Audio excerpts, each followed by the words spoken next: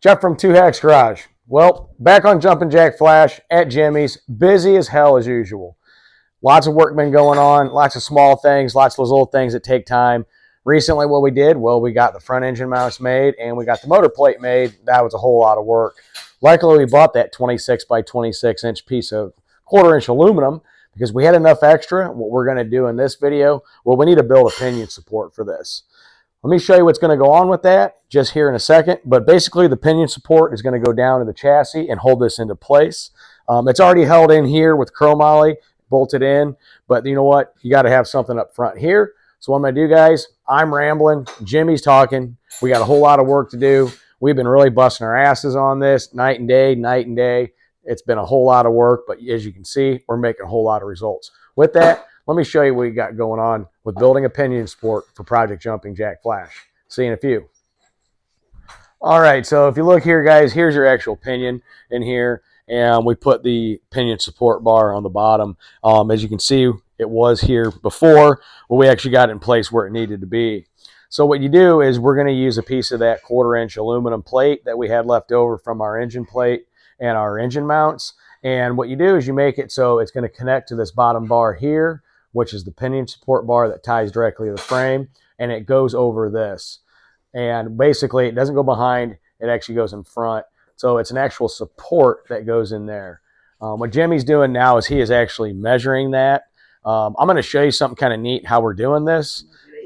This is not the rear end that's going in the car. It's a direct size and all that, but this is our mock-up. But mind you guys, this whole time we've been building this, we've been making sure our coupler stays in place. Just like that, everything's square with the world, straight, true, level, plumb, whatever you want to call it. We'll have to make sure when we do this, everything goes that way too.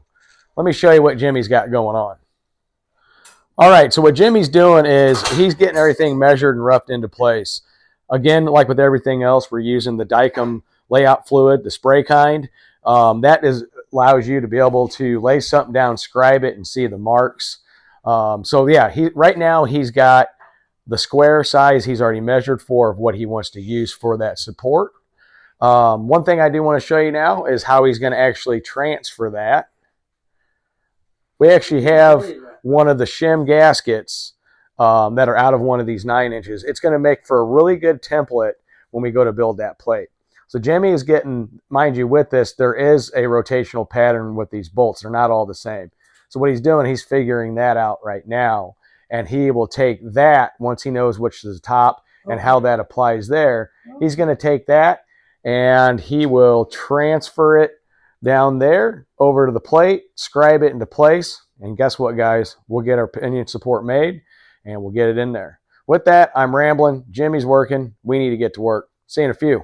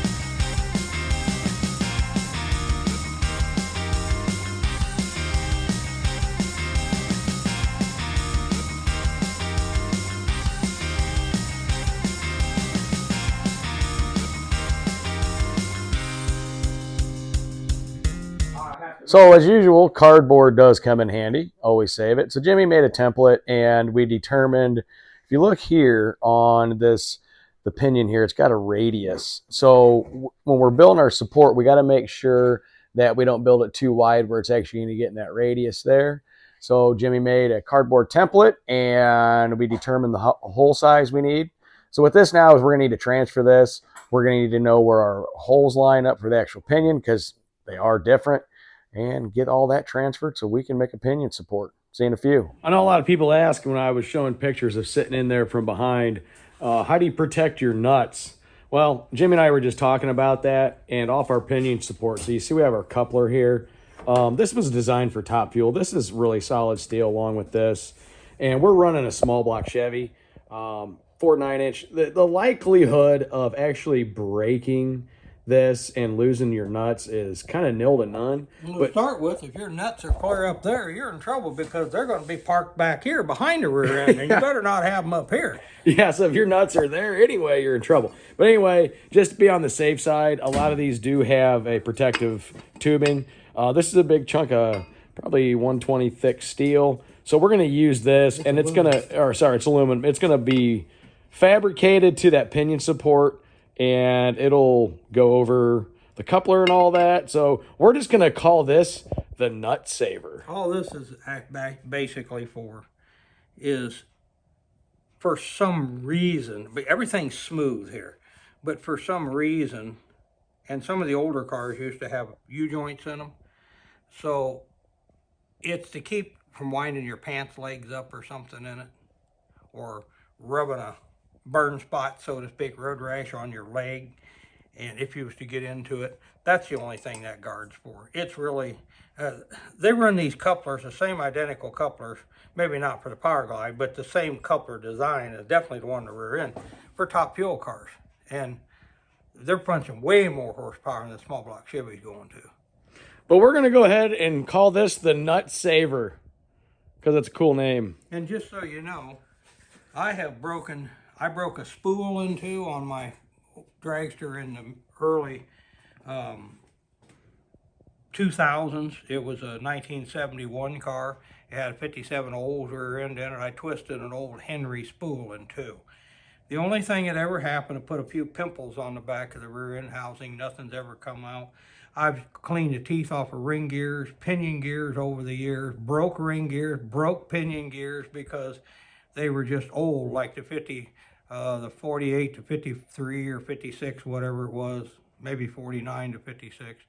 Olds rear ends, the early Olds rear ends. I've broke Chrysler rear ends before, and I've never had anything, just put a little pimples on the back of the rear end housing, never had anything come out after me. But the pinion support's a whole different story.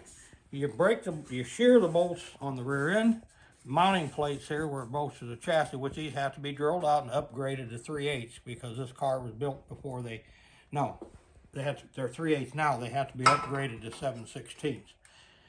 And or we can put 1/2 inch in, it makes no difference. But the rules say 7/16. But if you was to break the welds on this thing, which there again, it's not going to, because this is a tried, true, and tested rear end, and you did not have the pinion support in it, what would happen, the rear end would spin around, and this part would physically rip the guy in open behind him, or sitting behind it. I have actually seen that years ago in 1974 at Motion Raceway, Assumption, Illinois. And I was there, and it was definitely not a good sight because I knew the man. So that's why we're going to make sure we upgrade our bolts, put in a pinion support, and just in case, our nut saver tube. No, you're going to have it on there, or you're not going to get your sticker on here. Right. So yeah, we're going to do all that. We're going to upgrade our bolts back here, build our pinion support, and have our nut saver. With that, guys, we'll see you in the next one.